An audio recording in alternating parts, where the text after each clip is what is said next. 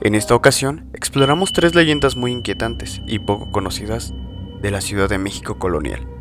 Estas no son simples leyendas urbanas, hay contexto histórico, crónicas olvidadas y edificios reales que aún conservan la huella en la actualidad. Soy Aro, de Estación Relaterror. Comenzamos. La leyenda de la tía Toña.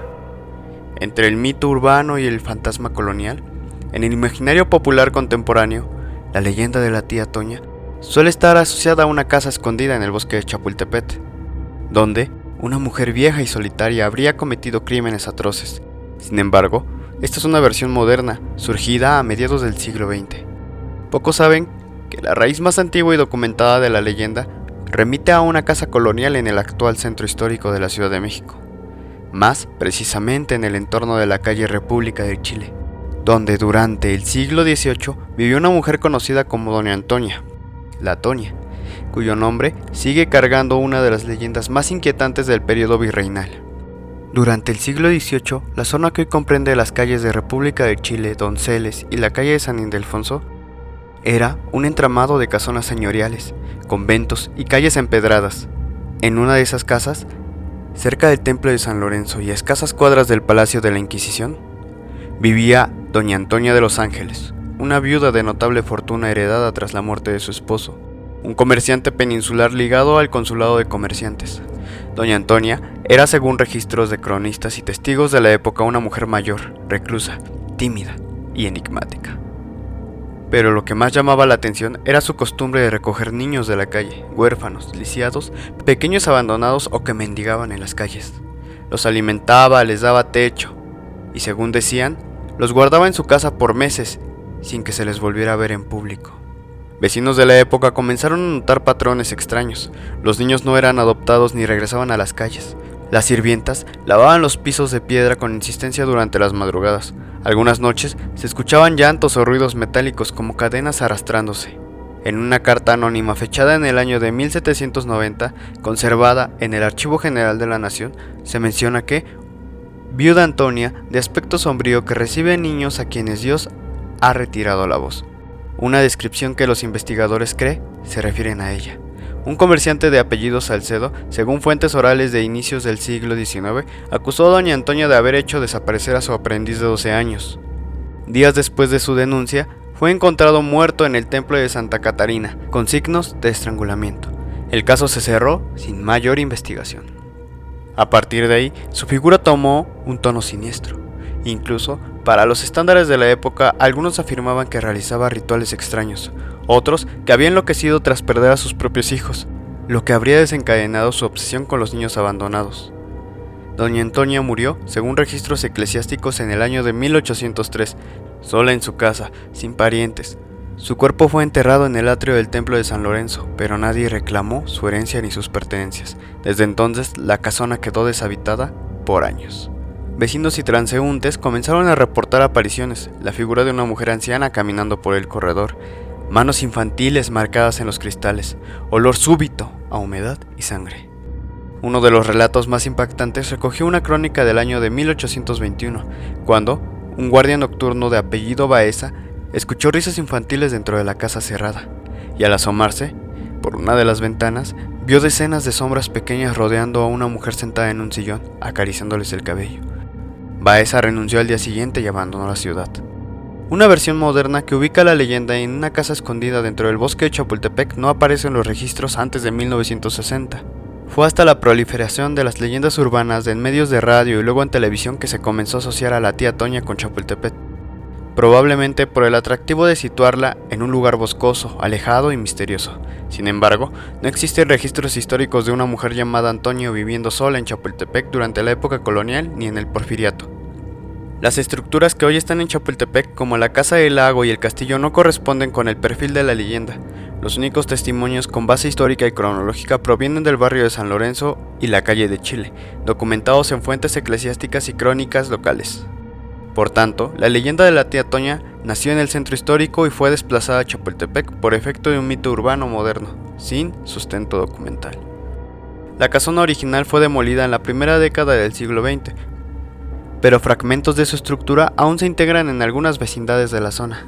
Vecinos mayores aún cuentan que hay habitaciones donde las luces se apagan solas o donde escuchan pasos suaves durante la noche, como los de los niños descalzos.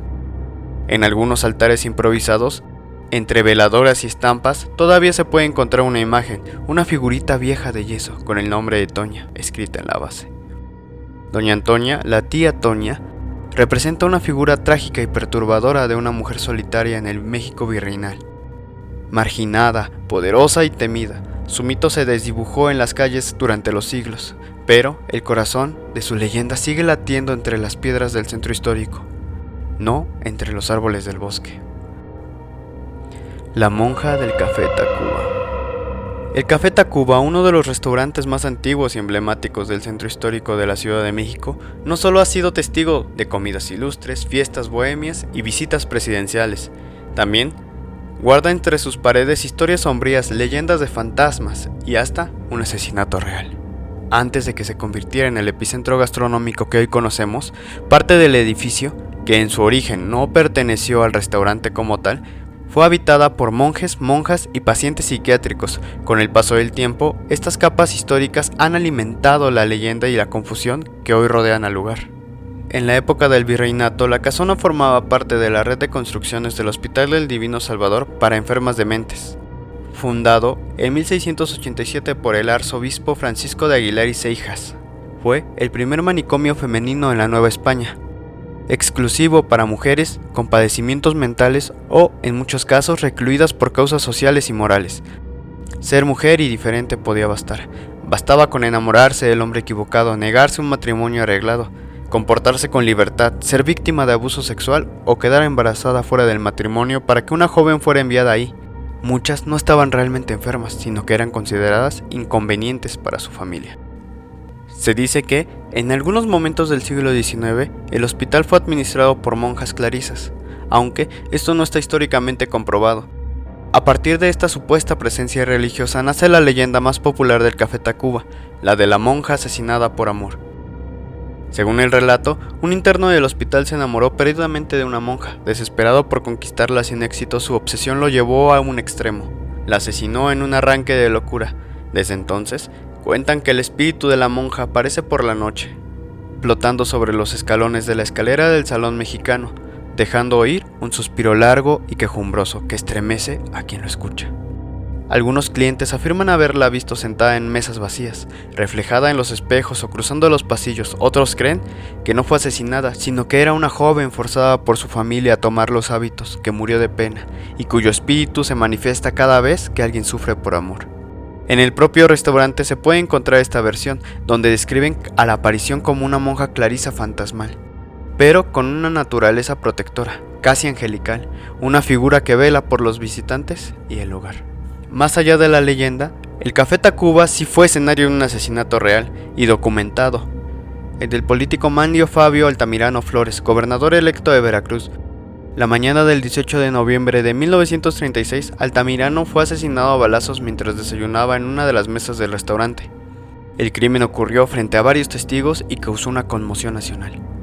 Se trató de un ataque político atribuido a un grupo secreto conocido como la Mano Negra, presuntamente vinculado a caciques regionales y enemigos del proyecto reformista del presidente Lázaro Cárdenas. Desde entonces, se dice que la silla en la que murió fue retirada, aunque otras versiones afirman que aún se conserva guardada del público, y que el lugar quedó marcado por la tragedia. Algunos empleados han afirmado sentir un ambiente denso o pesado en esa área del salón. El asesinato real se entrelazó con la historia de la monja fantasmal, reforzando la atmósfera enigmática del sitio. Hoy, el Café Tacuba sigue operando como uno de los restaurantes más icónicos de la capital mexicana, pero entre platillos tradicionales y vitrales coloniales es posible que, de pronto, una sombra con hábito blanco se cruce frente a un espejo, o que un suspiro helado te acaricie la nuca cuando nadie está cerca. ¿Es la monja víctima de un amor no correspondido? ¿O una mujer obligada a callar para siempre? Tal vez el pasado no se va, simplemente cambia de forma para seguir contándose. La leyenda del puente del clérigo. En la Ciudad de México virreinal, cuando aún corrían canales por sus calles y los puentes de piedra unían barrios enteros, uno de ellos, aparentemente común y sin mayor ornamentación, terminó cargando con una historia trágica que hoy estremece a quienes la conocen. La leyenda del Puente del Clérigo.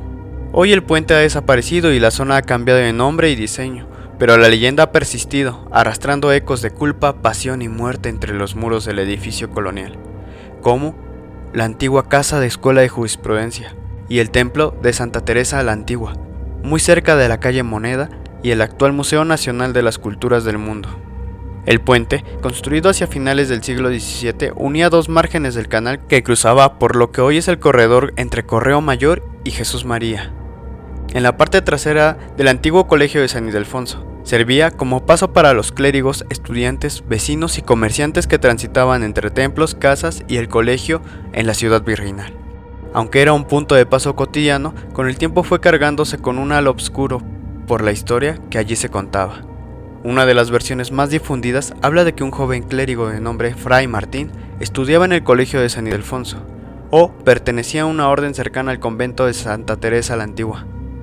Era un hombre recatado, piadoso, pero que un día, según la leyenda, se enamoró perdidamente de una novicia o de una mujer enviada al convento por su familia para ser corregida.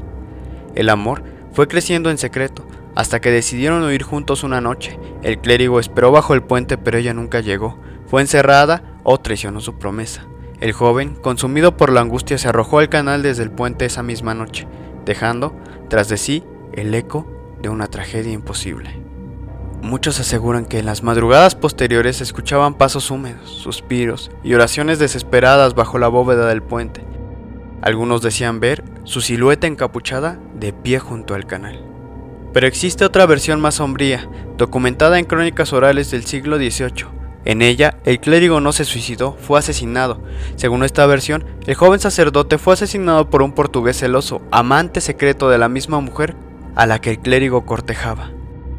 El forastero, al enterarse del romance, se llenó de rabia. Una noche, esperó al clérigo bajo el puente y lo apuñaló en el corazón antes de lanzar su cuerpo al canal. Nadie fue condenado por el crimen. El portugués, según los relatos, desapareció de la ciudad un día después. Desde entonces, la figura fantasmal que aparece no es la de un enamorado, sino la de una alma en pena, traicionada y asesinada injustamente. La leyenda del puente del clérigo persiste incluso después de que los canales fueron cegados en el siglo XIX y el puente fuera demolido a lo largo del siglo XX. Guardias nocturnos, vecinos y estudiantes de la zona han asegurado sentir presencias extrañas en los alrededores. Algunos dicen que, al parecer ahí a medianoche, el aire se enfría de golpe como si un espectro buscara justicia o perdón. Hay quienes creen que el alma del clérigo sigue esperando a su amada, otros que exige justicia por el crimen que quedó impune. Lo cierto es que, entre la arquitectura barroca, la zona y el paso apurado del centro histórico, algo sigue respirando bajo la piedra antigua. El puente se ubicaba sobre el canal de lo que hoy corresponde aproximadamente al tramo entre los callejones de la Amargura, el actual seminario y el Museo Nacional de las Culturas. Algunos cronistas apuntan a que el lugar exacto ya no se puede determinar con precisión, pero en los archivos del siglo XVIII mencionan un puente de piedra en las inmediaciones de Santa Teresa la Antigua, como sitio recurrente de sucesos nocturnos inquietantes. Como toda leyenda, el puente del clérigo se alimenta de varias capas de narración. Tal vez fue un enamorado traicionado, tal vez fue un crimen olvidado por la justicia, o quizás jamás ocurrió, y solo fue un cuento contado para evitar que los jóvenes merodearan por ahí en la noche. Pero en una ciudad como la de México, donde la piedra guarda memoria, las leyendas suelen tener más verdad de lo que admitimos. Muchas gracias por escucharnos. Cuéntame en los comentarios si ya conocías alguna de estas historias y no olvides regalarme tu poderoso like, suscribirte o compartir. Eso me ayudaría bastante. Soy Aro de Estación Relaterror y te agradezco me hayas escuchado en este día, tarde o noche. Sin más por esta ocasión me despido. Nos vemos. Adiós.